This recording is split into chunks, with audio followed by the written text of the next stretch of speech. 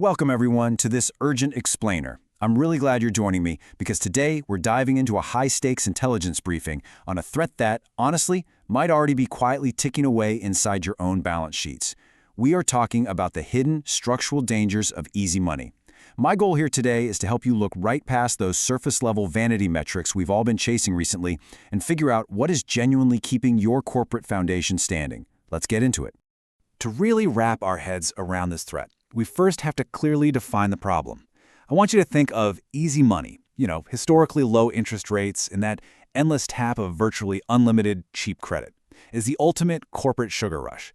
It gives you this immediate hyperactive burst of growth, right? Suddenly, every project gets funded, every acquisition looks like a total win, and your quarterly metrics, they look absolutely phenomenal. But just like a massive physiological sugar high, it fundamentally masks an underlying structural rot. It artificially pumps up your energy levels while basically guaranteeing a severe metabolic crash the second that external stimulus goes away. It creates this highly dangerous illusion of corporate health, all while hiding some serious, long-term, existential risks to your company's actual stability. Okay, let's dive into this. Here is our roadmap for today's briefing. First, we'll dissect the easy money illusion. Second, we'll examine the echoes of past bubbles. Third, we'll identify the threats to long-term stability. And finally, we'll map out 3 mitigation strategies. Starting us off with the easy money illusion, the trap of cheap capital. And this brilliantly illustrates exactly what we're up against.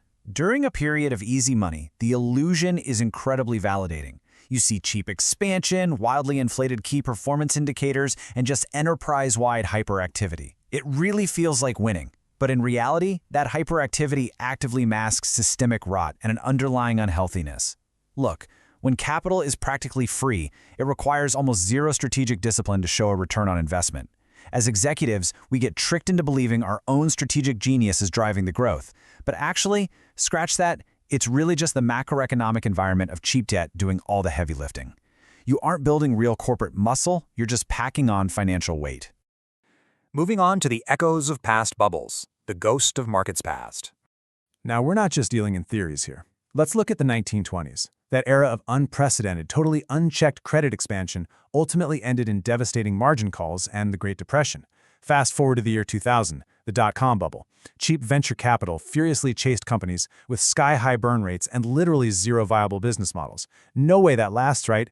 It resulted in a spectacular collapse.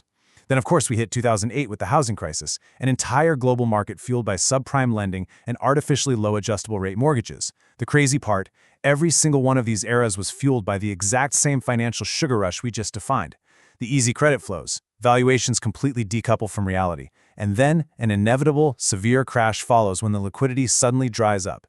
The technology changes, sure, the industries change, but the dangerous human behavior fueled by cheap capital, that never does. So the crucial point is this. Historically, the absolute greatest threat to long-term company stability is the short-term illusion of limitless cheap capital. It's generally not your competitors that take you down, and it's not even shifting consumer trends. It is that internal poison of cheap debt convincing you your operations are invincible. History repeating itself is really only ever a surprise to those who stubbornly refuse to look at the patterns. Which brings us to the threats to long-term stability, the approaching storm.